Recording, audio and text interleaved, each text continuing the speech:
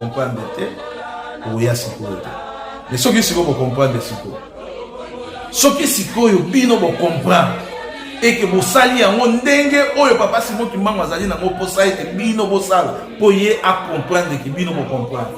Ce qui veut dire anytime papa Simon Kimbangu oki ko sala appel na bino. Mais pour ça ye papa Simon Kimbangu azali yango na bino bo comprendre.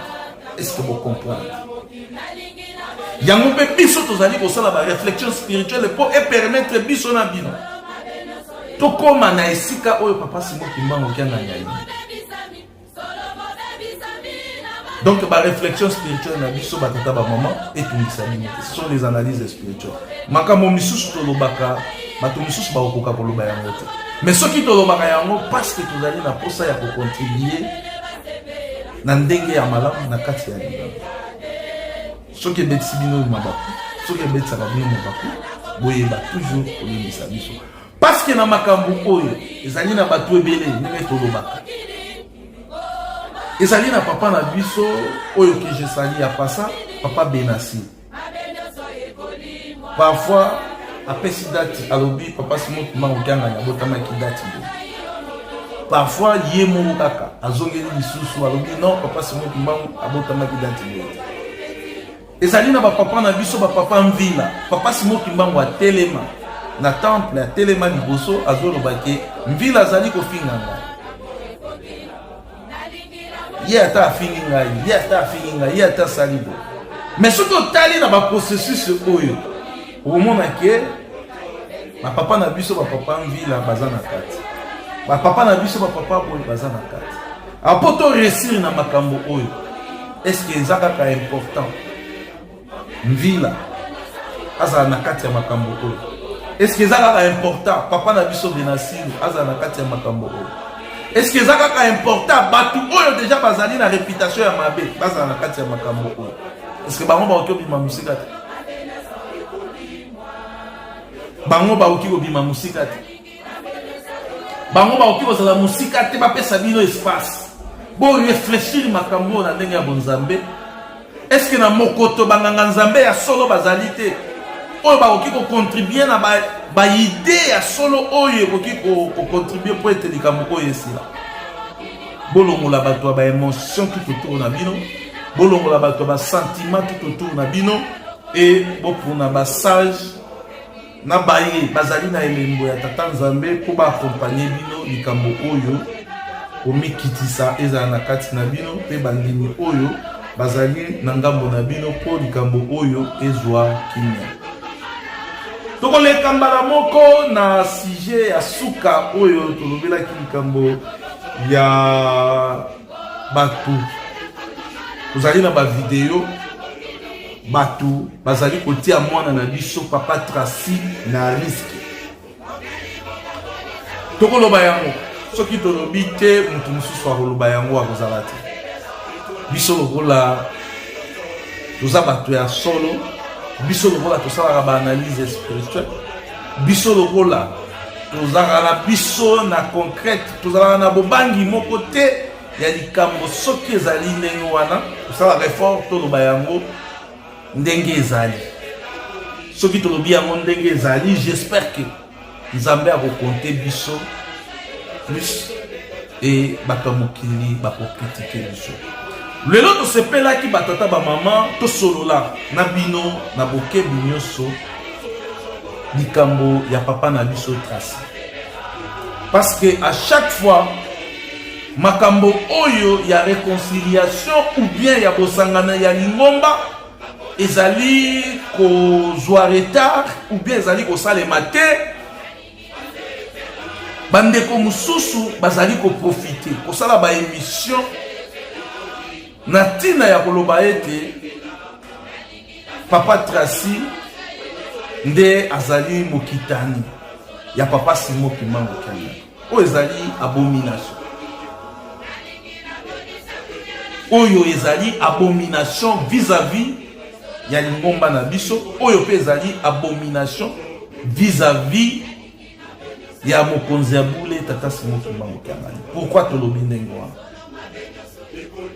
Lingomba na biso batata ba maman ezali na lolenge etambolaka. lingomba oyo ezali na lolenge etambolaka. Soki lelo tozali na pasi parce que mingi kati na biso balingaki kosala lolenge na bango et ba échapper na contrôle ya fonctionnement ya lingomba ndenge yango etambolaka.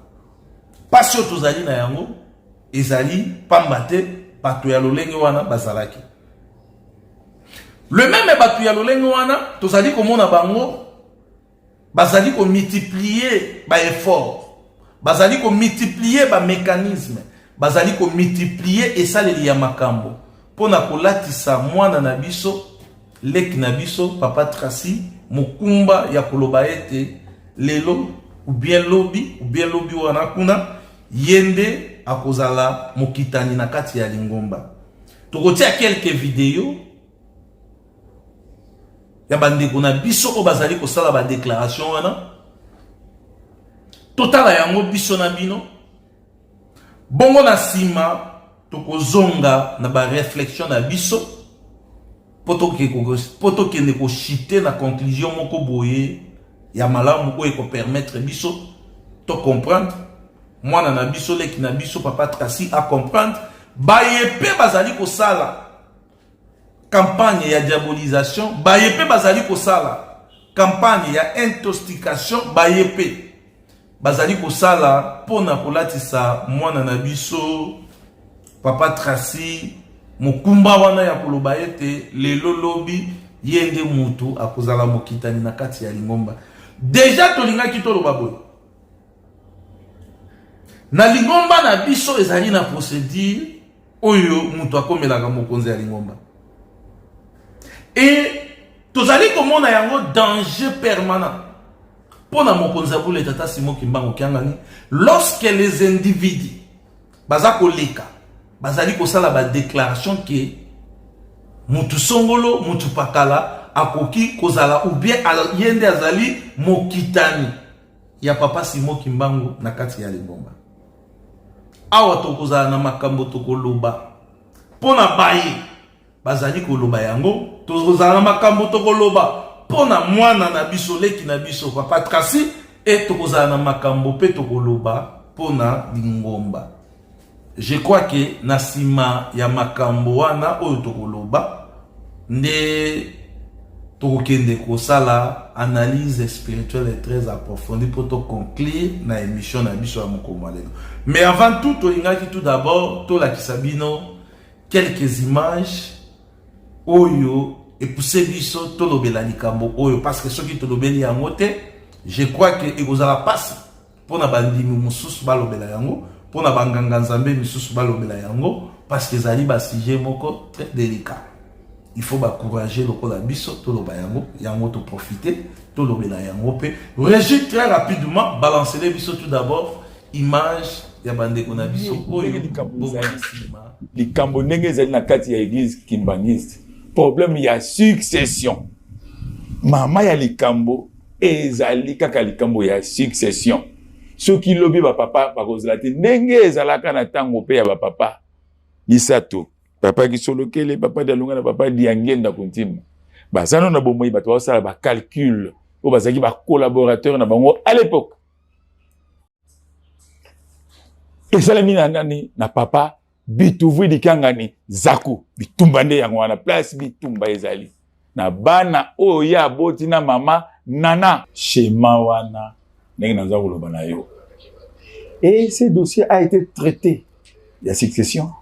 Le Koutakan, il l'obamaki.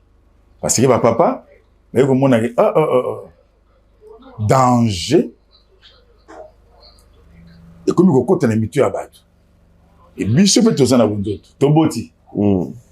Malam, problème, auto-traité en mode dès maintenant.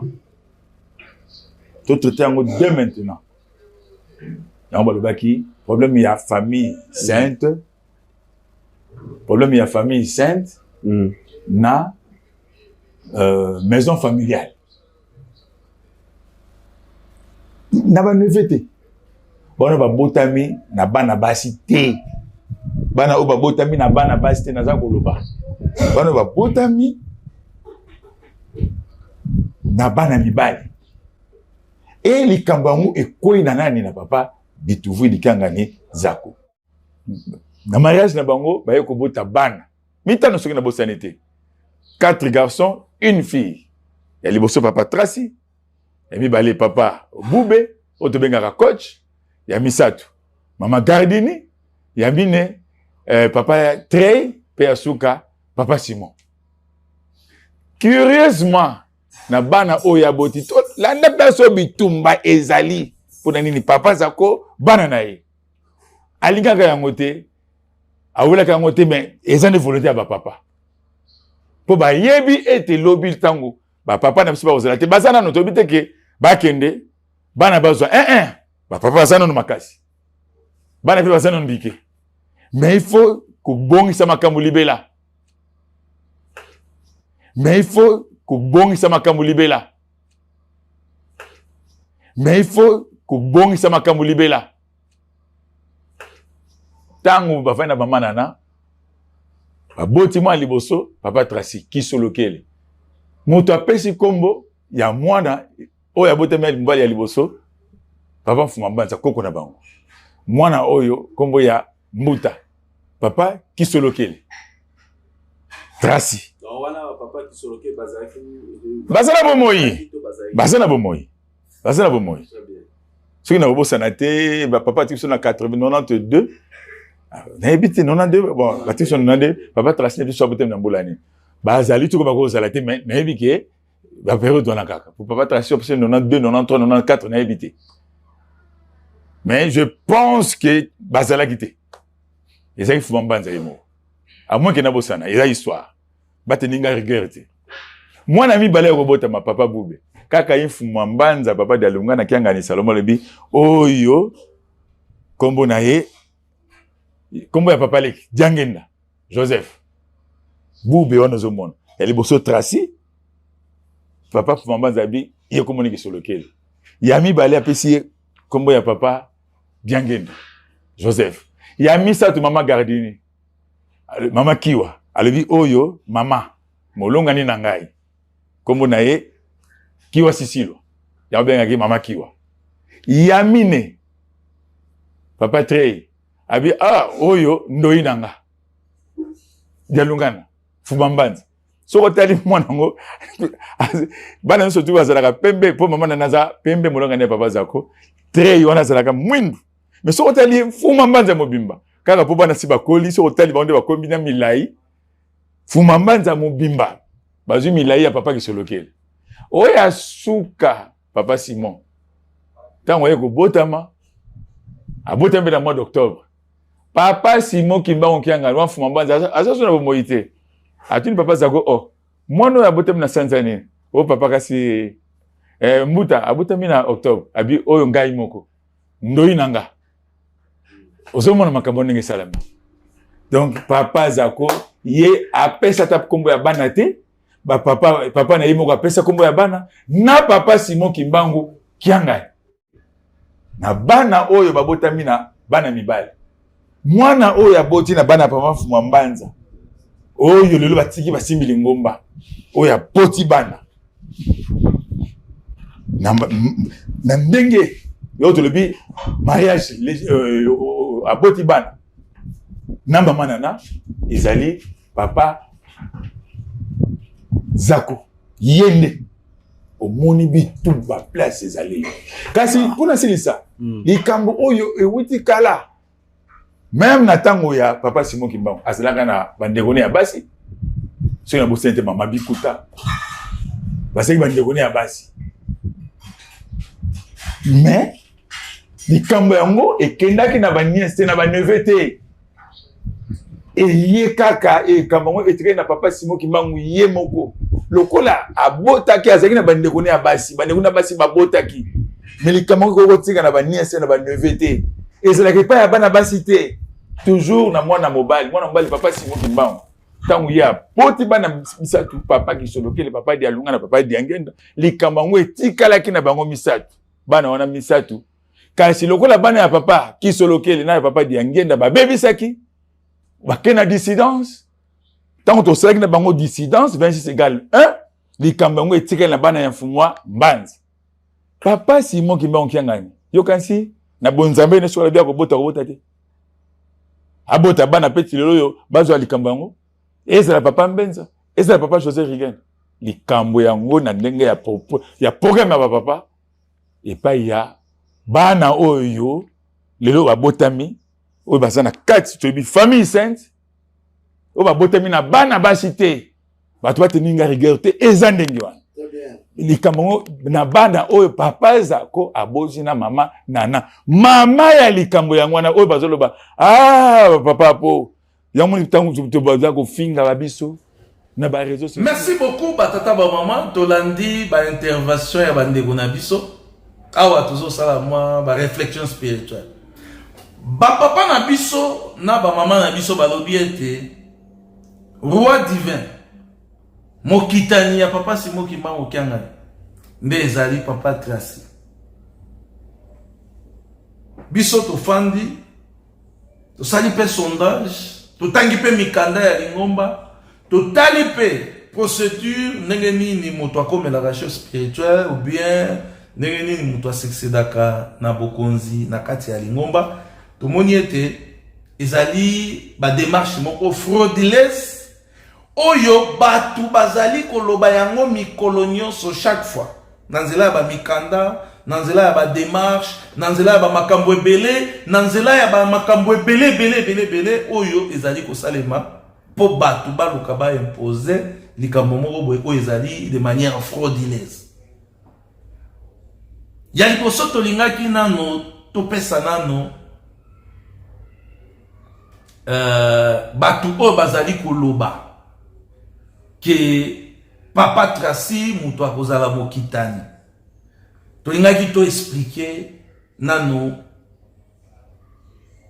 batu wana malamu ba comprendre que démarche nyonso oyo bazali kosala bazali kolekisa ngonga po biso toliaka biloko ya molimo toyebi biloko ya molimo ndenge yango etambolaka toyebi supu ya biloko ya molimo ndenge ezalaka toyebi biloko ya molimo ndenge etestaka na minoko na biso toyebi biloko ya molimo ndenge yango ezalaka tozopesa nano bino tout d'abord makambo ebele oyo ezali justifier sur le plan spirituel et ezali pratiquement impossible papa Tracy azala mokitani ya papa Simon Kimbangu ou bien héritier ya likambo oyo ya lingomba ya tata Simon Kimbangu sur le plan spirituel batata ba mama papa Tracy abotami na kati ya lingomba papa na ye déjà kimbangiste mais papa Tracy a respecté ba norme ya lingomba te po lelo azala nano mondimi papa Simon Kimbangu akulaki ba papa balandaki ba procédure oyo esalaki ete lelo ba papa bazala bandimi mais soki otali na parcours ya papa Tracy awa nazo expliquer batu oyo balobaka papa Tracy azaboy papa Tracy yende boy papa Tracy yende boy awa eza ba explication selon ba analyse spirituelle soki otali makambo nyonso ya lingomba tolobi bien ya lingomba makambo nyonso ya lingomba oyo ya papa Tracy eza ko match te na ba procédure ya lingomba c'est-à-dire makambo nyonso ya papa Tracy eza ko match te c'est-à-dire eza ko balana te na ba procédure ya lingomba na ba démarche ya lingomba ezali point ya liboso tout d'abord oyo ezali ko lakisa ke ba makambo oyo bato bazali koloba bazoloba yango kaka po bandimi bayoka pasi na mutema et puis effectivement makambo wana ezali koyokisa bandimi pasi parce que tango bazali kotala lingomba ezali koloba eloko te tango mpe bazali kotala ete batu oyo bazoloba makambo wana bazali kokontinue kaka koloba yango ebe bazali mpe kotala lolenge mpe ya papa na biso papa Tracy nde ezali kopesa bandimi pasi ya komona ete soki lingomba ekoloba eloko te ekosala pe eloko te pona likambo oyo batu bazali kobongisa batu bazali komona ete c'est un danger pour l'église les jours à venir. C'est un danger pour l'église na mikolo mizali koya. Parce que papa Tracy en soi abotami na kati ya lingomba mais attitude na ye etikala kozala ya bandimi mikolo ata moko te.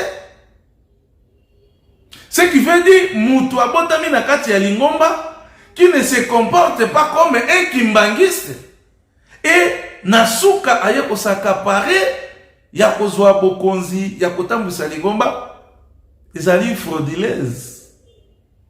Yango ezali kobetisa pe batuma ezali kobetisa pe batumitu ezali kobetisa pe batumitema ezali kosala pe bandimi pasi yango ezali komona ezala na ba réseaux sociaux ezala na babisika mususu batu bakomi kanda kanda pona kotala nini likambo oyo papa Simon Kimbangu amonela ki passe.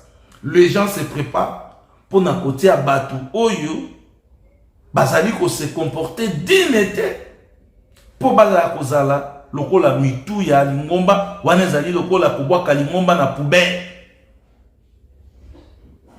Et puis biso pe ba analyste spirituel tozali komona ete ezali danger permanent pona mokonzi ya bule tata Simon Kimbangu Kiangani.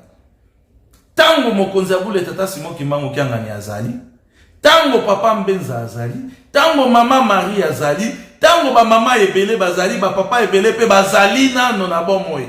Même ba papa na biso oyo bakenda 26 bazali nano na bomo. Mokonzi ya bule oyo azali censé ya ko préparer. Mokonzi ya bule tata Simon Kimbangu Kiangani oyo azali censé ya kolobela likambo oyo azali kolobela yango te. Mais il y a les individus oyo bazali koloba yango oyo pe bazali kosala ba démarche administrative oyo pe bazali kokende na ba procédure pona koluka ete likambo boye ezala lolenge oyo bango bazali kobongisela yango. Papa Tracy abotami na kati ya lingomba. Est-ce que akulaki après 3 mois? Est-ce que bapambolaki ye na église après 3 mois? Papa Tracy abotami na kati ya lingomba. Est-ce que akulaki après 12 mois? Après 12 ans, pardon. Ndenge biso tokulaki na lingomba après 12 ans. Est-ce que Papa Tracy akoli na lingomba? Papa Simon Kimbangu azalaki flûtiste. Bamvoila bazalaki koyemba na ba chorale. Bana ya ba papa ebele bazali koyemba na ba chorale. Bazali na éducation kimbangiste. Tozali komona bana ya papa Simon Kimbangu ba papa Armand tozali komona ba papa ebele bazali ko demeurer na kati ya lingomba. Bazali kozwa éducation kimbangiste po ba hériter likambo wana. Mais Papa Tracy azotambola na ba musicien azako passer journée na ye na batu ya libanda na ba musicien ba star ya libanda et puis tozali na pla ya koloba ete likambo oyo Papa Tracy si mutu akotambwisa lingomba. Papa Tracy mutu azali roi divin.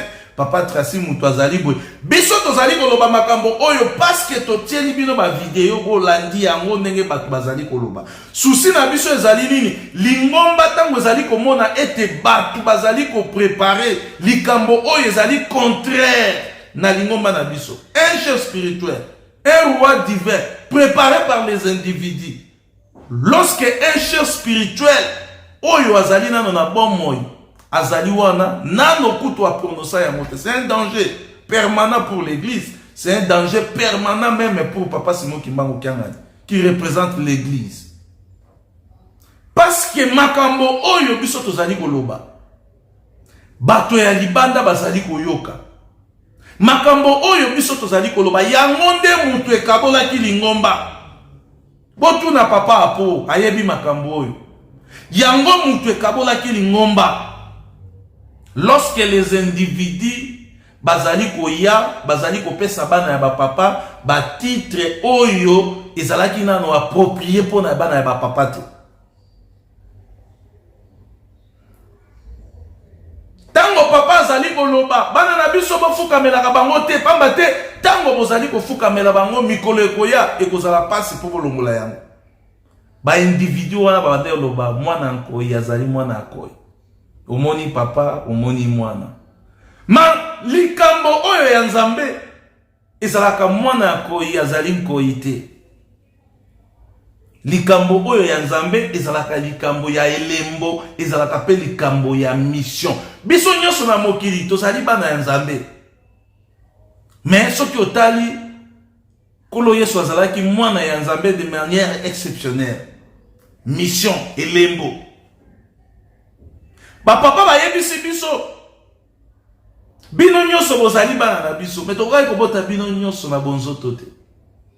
Yango moni ba oyo toboti bango na bino toboti bino na molimo, ba oyo toboti bango na bonzoto. Papa balobi bana oyo bazali bandeko na bino, bazali bandeko na bino, tadi biso nyonso tozali bana ba papa. Mais likambo ya kozala mokonzi ya bule ezali likambo ya elembo. Yango moni likambo oyo pe etie biso na pasi. Lelo tozali bandeko mususu bakie na 26, bandeko mususu lelo tozali koloba 3 égale 1. Ezali parce que bato misusu bamona kiete bango nyonso bazali ndenge moko na papa simoki mbango kianani.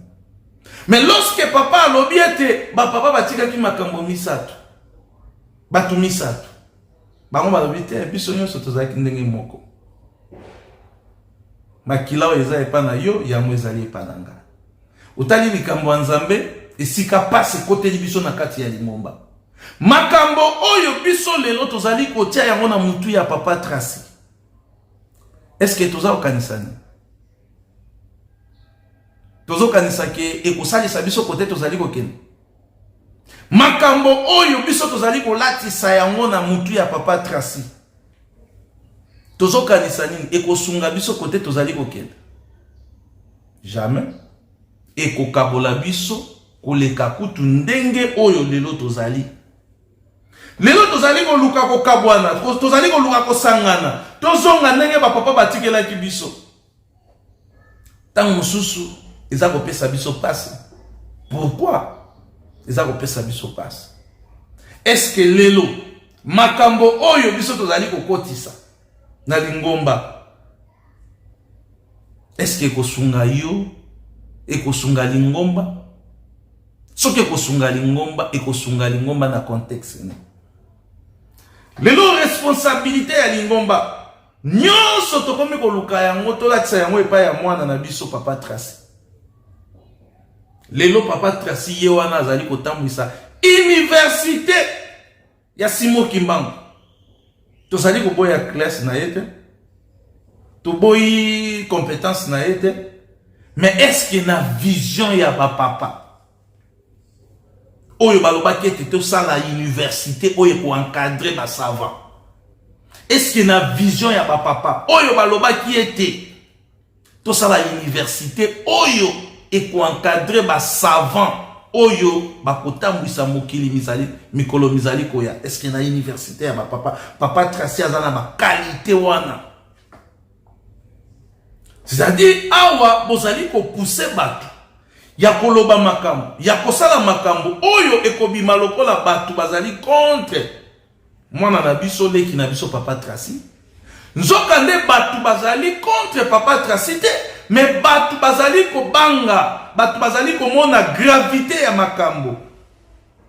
Lelo oyo na université oyo ezalaki ete université Simoki Mbangu et encadrer ba savant et encadrer bato ya mayele. Est-ce que tozali na ba savant oyo na université wana toza ko encadrer bato? Tobosani pe ete l'université ya Simoki Mbangu oyo ezali kotambwisama na papa Tracy ezali sacrifice ya bandini. Ezali sacrifice ya bandini. Pasi ya bakoko na biso mingi oyo batuti ba famille na bango pona kotonga université wana. Mingi oyo batiki ba mabota na bango pona kotonga université wana. Batu ebele bauti na ba lodja, bauti na ba province. Mingi ba mabala ekufi parce que atika ki mwasi na ye na bana na ye aye kotonga. Toyebi yango tozali batu tokoni na Kinshasa. Ezala ba université, ezala ba amphithéâtre, ba temple na biso na niveau ya Kinshasa, tozali komona makambo ndenge ezali kosalema. Bato bauti esika songolo ba ye pona kotonga amphithéâtre, bauti esika songolo ba ye pona kosala misala boye. Sacrifice ya bandimi. Lelo papa Tracy azali kotambwisa université. Est-ce que université wana nomination ya papa Tracy, est-ce que ça na signature à papa? Est-ce que papa yebi ete papa Tracy mutazali kotambwisa université? Est-ce que ça na nomination moko oyo papa signaki ya kolakisa ete papa Tracy na pêche responsabilité ya kotambwisa université, inspiré bandimi, inspiré batu, inspiré boy? Je crois que tokomona yango ke nyonso tozali kosala na mutu ya mwana na biso papa Tracy ezali kozala kaka de manière frauduleuse. Azali kotambwisa université de manière frauduleuse. Akomi pe mondimi. Soki otali malamu okomona ete alandaki malongi te. Akomi pe mondimi. Soki otali malamu selon procédure ya Lingomba. Mutu akulaka na paroisse oyo ye azali. Akulaki na paroisse oyo ye azali te. Ake kokulela na nkamba. C'est-à-dire, nous sommes en train de faire des choses. Oto yebike ekokute biso cher mikolo mizali koya. Mais l'église a fandi kimia, batupe ba fandi kimia. Pourquoi? Parce que ezali papa Tracy mutu akoki kolobate. Parce que ceux qui ont lobby, okozala 100 mètres, okozala Simali Ngomba, okozala boy. Je préfère étaquer un analyste spirituel. Nasepeli, je préfère même Nazala 200 mètres, 300 mètres, 400 mètres, 500 mètres, même 30 ans. Il n'y a pas si haut tata simo ki mangwa salaki en dehors ya Lingomba. Que na pesa ba directive ba lumière na makambo oyo ezali kotungisa bandimi. Na makambo oyo bandimi bazali komona ke où va l'église pour le moment. Parce que batu o bazali koloba makambo oyo. Bazali na monsolo ebele, bazali pe na bampleur et bazali kosala yango petit à petit, tango bazali kosala yango ezali kofanda jusqu'à ce que ekobota mbuma et ekozala difficile pona baye bakoluka kotelemela likambo oyo po esale mandenge oyo batu bazali kokanisa te kasi esale mandenge Lingomba esengeli kosala makambo. Je préfère même 30 ans ya libanda ya Lingomba, papa Simo Kimbangu azalaki na 30 ans ya boloko, écarté musika na nkamba. Mais abandaki kosala musala, abandaki ko multiplier ba miracle, abandaki kosala makambo parce que atelemela ki vérité. Makambo tozali koloba yango toyebi ete ezali solo.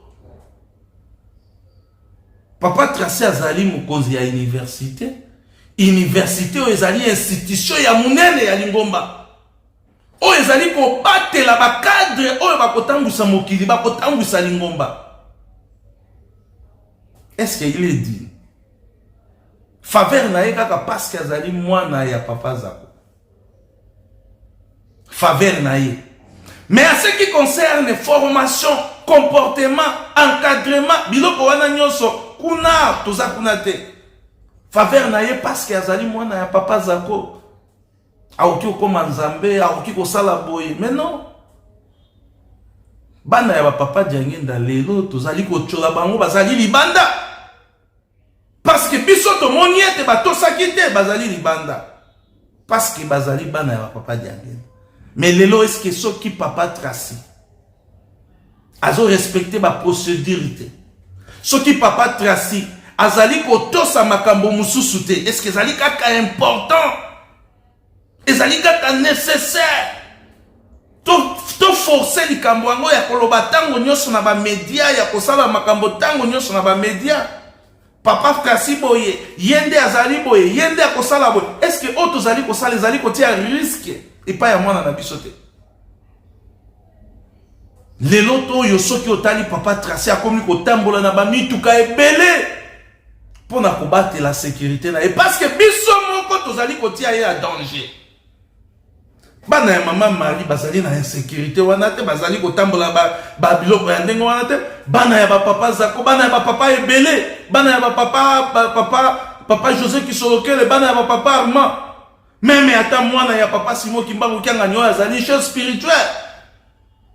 Bazali kotambola na ba cortège ya ndenge wana te, mais tellement biso moko toluki totia mwana na biso à danger. Université o batu ba moneli pasi, yo il faut tambisa yango, yo il faut tambisa yango. Ye wana université bozu botie na mutu na. Est-ce que na université wana ezo produire batu oyo papa Simon Kimbangu, papa Diangenda zaki na posa ete université produit? Est-ce que ye moko mwana ya biso papa Tracy azali exemplaire pour na kokamba université?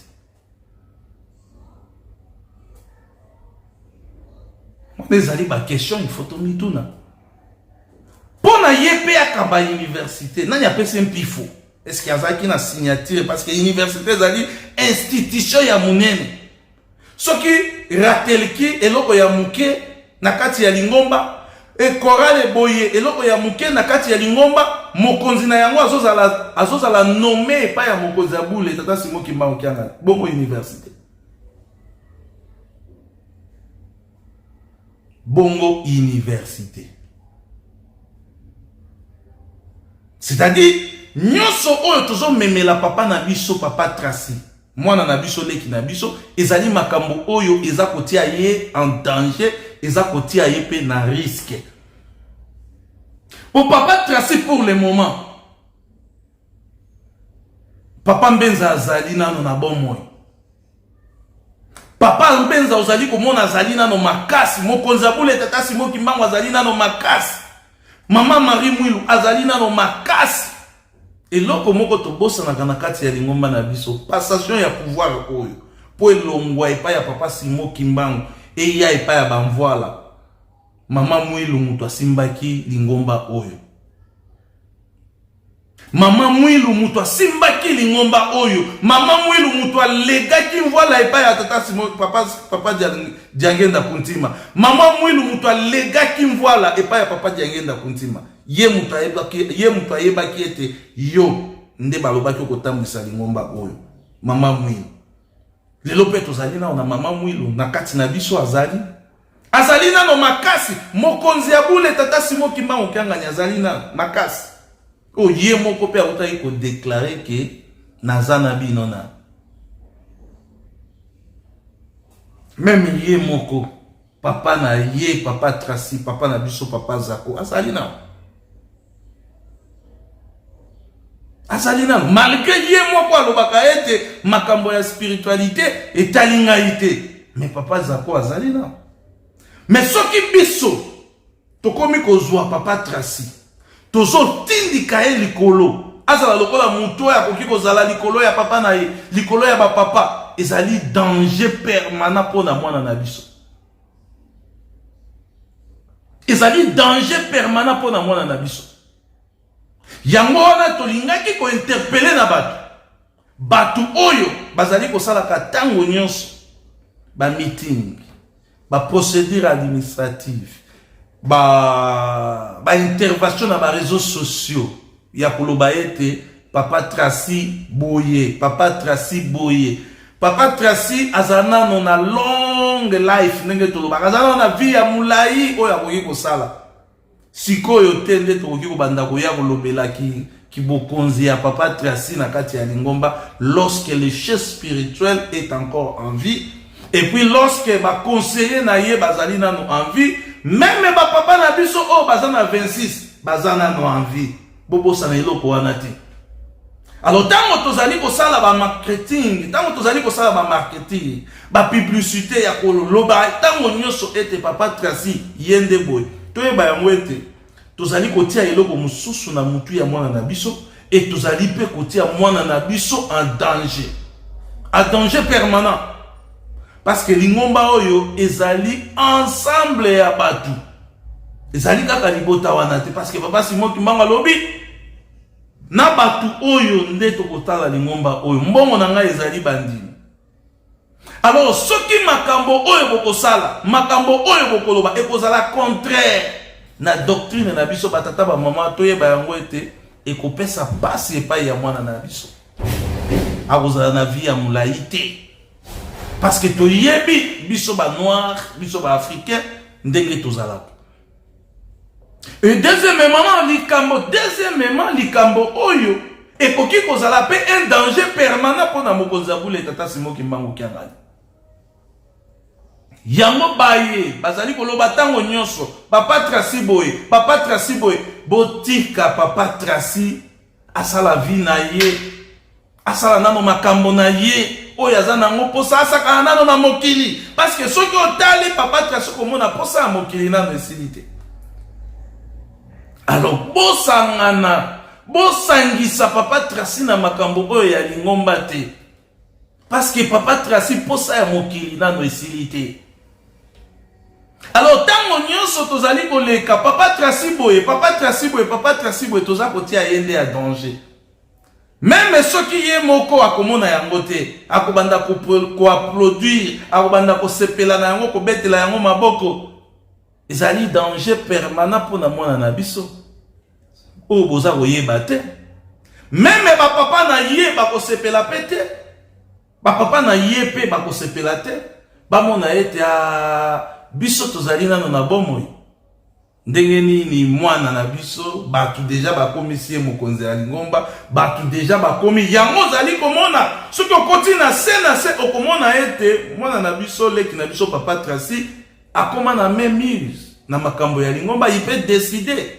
Ça je vous le dis, moi je suis un analyste spirituel to yebi ndenge to sala ka ba investigation na biso. Il peut décider, ça va place mususu ozomona ke awa loboko ya papa Tracy. Awa décision eza papa Tracy. To yebi. C'est-à-dire tozali kotia mwana en danger permanent na ba institution ya lingomba na makambo mususu oyo lingomba ebongisa. À ce qui concerne l'institution ya lingomba ezali biso bandimité tokoki kobanda kolobela yango. Ezali propriété privée ya mokonzi ya bule même bandeko na ete. Ezali propriété privée ya mokonzi ya bule mais mokonzi ya bule na ko analyser spirituellement ba message na ye totikali komona esika ata moko te mokonzi ya bule tata Simon Kimbangu Kiangani azo parler sur son successeur. Mais biso na ba papa po na ba balenda na ba tusongolo to yebi déjà ete ezali papa Tracy. C'est un danger permanent pour notre fils, un danger permanent pour le kinabiso, un danger permanent pour ndeko na biso papa Tracy. Et ce qui peut papa Tracy azui makambo oyo atie yango na mapeka na ye, ça devient un danger permanent pour les choses spirituelles. Parce que ça sera aussi occupé kokotsa occupé comme capable ya koloba ete non comme déjà bandimi bayebi ete ngai nde na kozala successeur adu ce qui chef spirituel aza ko umela elakisi ete ngape ezo umela pona za la chef spirituel. C'est-à-dire à ce moment-là il peut jouer na makambo mususu na mutu na ye. To bosana te tozali pe na histoire ya Jacob na Esau et Salema peti. Jacob na Esau ba frère écoute yaya na leki. Bongo siko mwana na papa kulutu, mwana na papa songolo. C'est-à-dire un danger permanent biso to betelaka yango kelelo. Lo wa tozo beta kelelo awa ye moko mwana na biso papa Tracy aza koyeba, aza koyoka. Ba yepe balobaka yango ba comprendre ete kelelo na biso ba analyste spirituel betami déjà. Makambo oyo tozali koloba. Ce qui est l'atima peka ya papa Tracy malamu, ça devient un danger permanent pour les chefs spirituels. Tout ça na histoire ya Esau na Jacob. Entre Yaya na Leki et Salema. C'est-à-dire propriété privée à mokonzi ya bule tata Simon Kimbangu Kiangani de choisir son successeur, de choisir celui qui va succéder na trône wana. Ezali likambo ya balenda te, ezali likambo ya apote, même ceux qui ont la révélation na yo, fanda na révélation na yo. Même ceux qui ont na ba calcul na yo fanda na ba calcul na yo kozwa place ya mokonzi ya bule te osala makambo oyo mokonzi ya bule akoki kosala aussi longtemps ye moko mokonzi ya bule azana na bomo.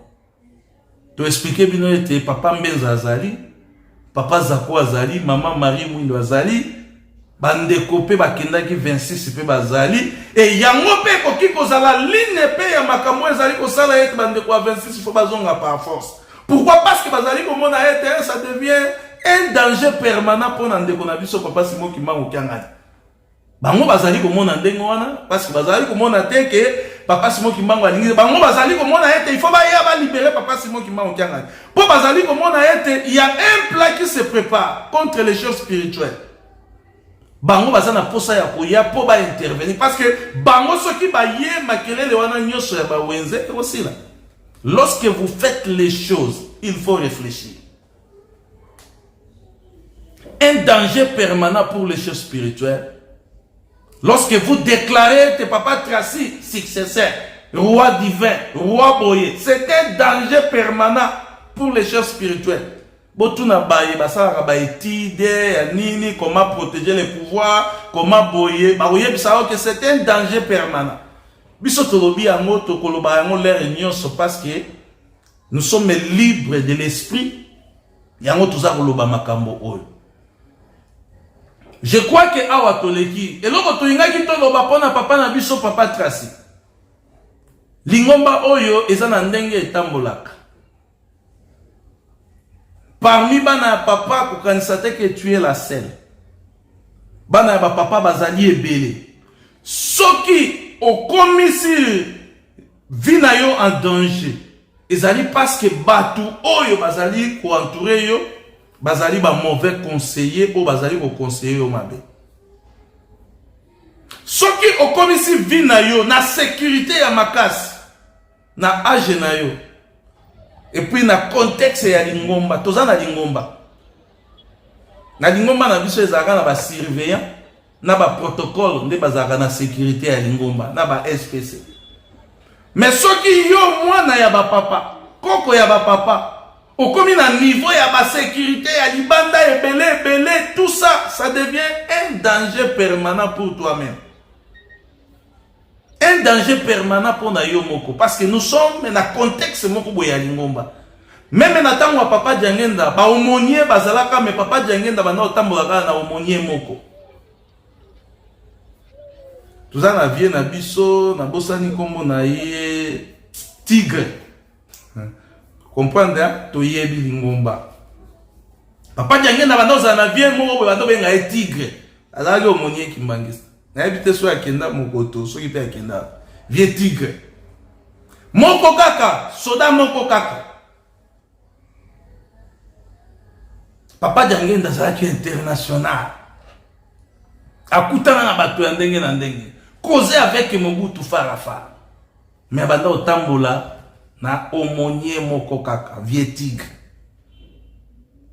Mais yo lelo sécurité ebele, cortège ebele na age wana. Foye ba yango ke 1 ozo dépenser ebele. 2 ba vie ya bato wana pe ezali en danger. Pourquoi? Parce que à chaque fois batu oyo bakosepela na ba démarche oyo bino bozali kosala te bakoluka toujours basala nini baleka liboso soit ba éliminer yo soit basala eloko boye soit basala eloko boye. Pourquoi? Parce que batu oyo yo zali kotambola na bango ba imposer yo eloko moko boye ba expliquer yo likambo moko boye. Elia c'est-à-dire Eli oyo soki otali ya solo bango te bazali na ba compétence wana et soki ozwi makambo wana ote yango na mutu yeba ke oza kotambola yo moko na danger permanent. Il faut renforcer ba sécurité ba makambo ebele yeba yango pe ke lingomba na biso oyo ezaka na makambo ebele boza pe ba Kongo bandeko na yo ba papa na yo ba papa leki na yo ba tata mwasi na yo et batu oyo pe yo zali kotambola na bango batu oyo bazali ko monter awa naza ko s'adresser pa ya papa Tracy parce que na lobaki yango na kolobela batu oyo bazoko ba makambo wana na kolobela papa Tracy pe na koya pe na lingomba. Batu oyo bazoloba makambo wana, batu oyo bazosala makambo wana, bakomi na niveau ya komanke batata mwasi na yo. Bakomi na niveau ya komanke bapapa leki na yo, bapapa kulutu na yo. Bakomi na niveau ya koloba n'importe quoi. Epai ya bandeko na yo mususu. C'est un danger permanent pour toi-même. Tata mwasi na yo, c'est un danger permanent. Boza ba Congo, c'est un danger permanent. Ba papa leki na yo na ba papa kulutu na yo, c'est un danger permanent. Likolo na yo, ba komi koloba makambo songolo makambo pakala. Pourquoi tu lobi likolo na yo? Parce que bato bazobete la yo maboko, ce sont les mêmes personnes oyo baza ko finga batata mwasi na yo, baza ko finga ba papa leki na yo, ba papa kulutu na yo, baza ko finga même bandeko na yo. C'est un danger permanent pour toi, mon fils, mon petit. C'est un danger permanent. Papa Tracy, c'est un analyste spirituel qui parle. Biso tolobaka onzamba pesa biso. Sala attention. Na baye nyoso. Bazali ko finga batata mwasi na yo, likolo na yo. Sala attention. Na baye nyoso bazali ko finga batata na yo. Est-ce que ndenge ozawa na osolaka na bango te? O permetaka bango. Lokola bango basolaka na yo, lokola yo solaka na bango, eke bango bazali ko continuer ko finga batata mwasi na yo, ba papa leki na yo, bandeko na yo. C'est un danger permanent pour toi. Un danger permanent, je te dis la vérité. C'est un danger permanent pour toi. Sala attention. Landa maloba ya mokonza bule tata Simo Kimbangu Kiangani. Topo na ba camarade ya malamu oyo tukotambola na bango. Tote ya nakape, ngai nazali ko sala devoir na ngai ya koteya yo. Ngai nazali ko sala devoir na ngai ya koteya yo. Apo akoteya yo te po ayebi te so abandi ba version oyo obenga nayi. Balenda akoteya yo te po ayebi te so ki abandi makambo oyo nga nazoloba obenga nayi. Obenga nayi, même père obenga nayi. Et batoupe oyo zali na bango tout autour makambo ba ozana courage ya koyebisa yo te parce que soki balobi yango obenga na ba. Même influence batou baza tout autour na yo bako influencer yo obenga na ba. Ngai ata 100 ans ya simali ngomba. Je préfère rester loin na lingomba mais nazali ko travailler et ko loba makambo oyo koki osunga yo, ekosunga apo, ekosunga balenda, ekosunga batu nyonso oyo bazalaka na sentir na yo, surtout bae bazaba kimbangiste te. Parce que likambo tata Simo Kimbangu, faut zala kimbangiste pour comprendre yango. Batata ba mama face na biso ya suka na makambo oyo, ezali contexte ya lingomba. Ndenge to uti ko loba likambo ya papa Tracy. Ezali na ba déclaration ebele. Oyo ba papa po ba sala. Na likambo ya papa Tracy. Oyo pe mama Balenda azali ko sala jusqu'à maintenant na likambo ya papa Tracy. Oyo pe batu ebele bazali ko longolela yango sima lingomba, bazali ko betamela yango pe ba fimbo, bazali ko sala makambo ebele likambo oyo ya papa Tracy. Mais lingomba ezana mayele ya koyekola comportement ya papa Tracy. Est-ce que lingomba ezana mayele ya koyekola ba discours nyonso oyo ba papa po bazali koloba na tina ya mwana na biso papa Tracy. Soki lingomba ezali na mayele ya koyekola makambo wana, ba décision nini lingomba ezali kozwa, pe ba direction nini lingomba ezali kopesa, pe makambo nini lingomba ezali koloba pe kosala na tina ya makambo oyo. Parce que biso ba analyste spirituel tozali ko constater ya solo ete makambo oyo ezali moko ya makambo oyo ekabola ki lingomba, pe soki to continuer na yango ekokabola pe kaka lingomba. Ezali pe moko ya makambo oyo ezali kotia biso na difficulté ya makasi na kati ya lingomba. Parce que bato mususu bazali komona ete na côté ya papa Zako azali ko travailler pour na ko former mwana na ye. Est-ce que ezali makanisi ya papa Zako ou bien ezali makanisi ya batu oyo bazali kotambola na mwana na biso. Yango tolobi lingomba nde ezali tata ya kotala. Lingomba nde ezali mama ya koyekola.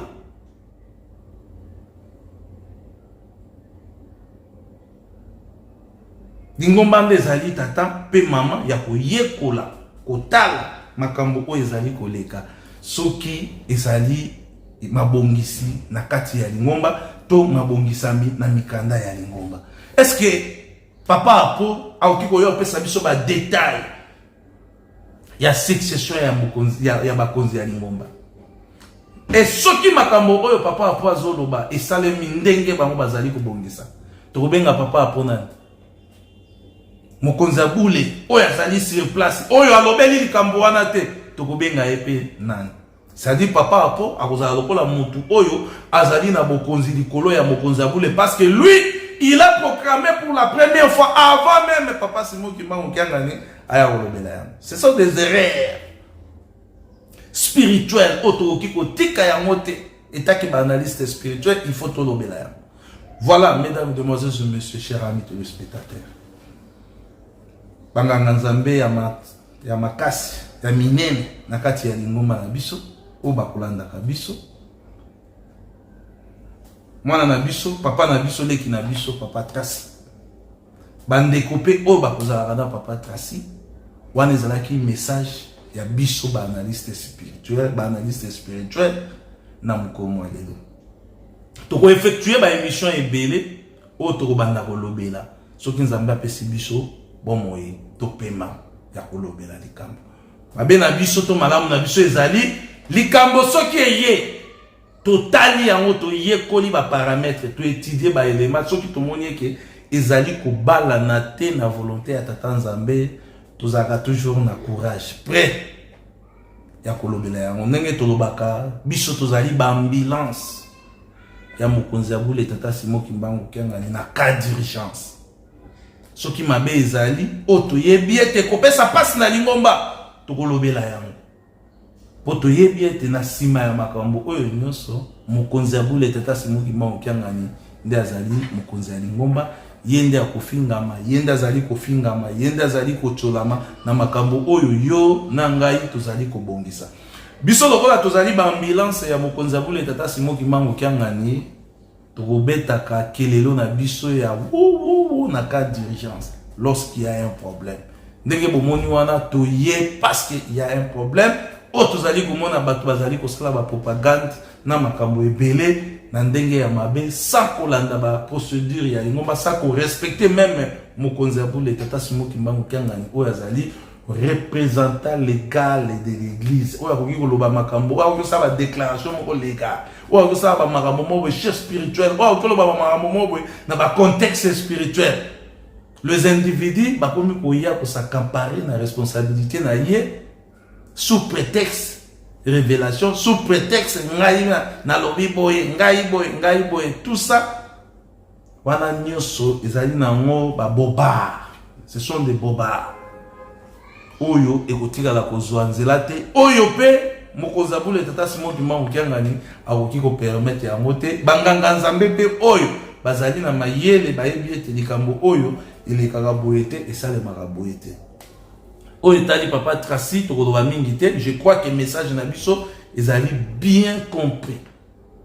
Soki papa Tracy a comprendre ezo dépendre na ye ya koyeba ndenge nini ya kosala casting ya bien ya bato oyo aoki banda coopérer na bango, ko travailler na bango. Soki ya coopérer kaka na bato oyo biso toyebi ke papa Tracy a coopérer na bango, je crois que ye moko aza komikangela nzela na makambo mususu oyo tozoyeba ke tozomona ke ekotikala kozala ndenge wana mokolo ata moko te. Donc voilà batata ba maman o tozaki na ngo posa ya koloba mokolo mwa lelo ya mwana émission lelo. Je crois que toke mwa molai topesi mbote na biso na bato le spectateur na biso nyonso ba ange. Soki mutu azwi ta ya kolanda émission banana ebanda etina suka yeba ki oza ange po makambo tolobi awa. Soki wa ange te okosote yango mambosa pasi na matoi makambo oyo ezosala nga pasi na matoi, makambo oyo mwana oyo ye azomona neti. Ce sont les anges oyo bakonsomaka émission des analyses spirituelles. J'espère que bisika bozali bo consommer analyse spirituelle très approfondie. Yanga papa Guy Laurent Lobela tukuta na bino très prochainement. To koleka te sans que to bosala kopesa mbote na mokonzi abule tata Simon Kimbangu kiangani. Ba conseiller direct pe ba nganga nzambe oya solo o ba kosalela kanzambe na solo. Et puis bana nyonso ya bilembo ya tata Simon Kimbangu ba vrai kimbangisi non ba kimbangisi à carton ba kimbangisi o papa Dengenda ba ba kimbangisi à carton te ba vrai kimbangisi o soki papa pesi musala akei asali yango ndenge wana ba kimbangisi ba kosaka papa te papa pétrole ezate na mutuka nzoka nde pétrole ezali papa pesi mbongo azwi mbongo aye o papa eloko boye fo kimbangisi Kimbangiste, papa pesi mbongo kende sala boy zonga na mbongo wana la kisa papa ta mbongo pesa ki etikali yango un vrai kimbangiste.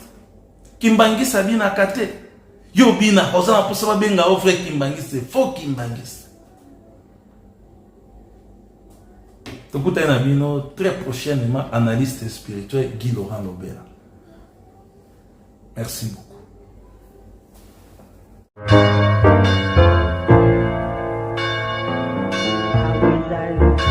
Na mokili oyo tosakola mpe tosalana solo wetezali na mokolo mboko manso mabomba mimakomonana awezali biso na mokili oyo tosakola mpe tosalana solo wetezali na mokolo mboko manso mabomba makomonana ikunase monso makoleka kasielaka ya nzambe koleka te kinwesalema mokili monso sola ya solo buka sobwa nzambe ikunase monso makoleka kasielaka ya nzambe koleka te inwesalema mokili monso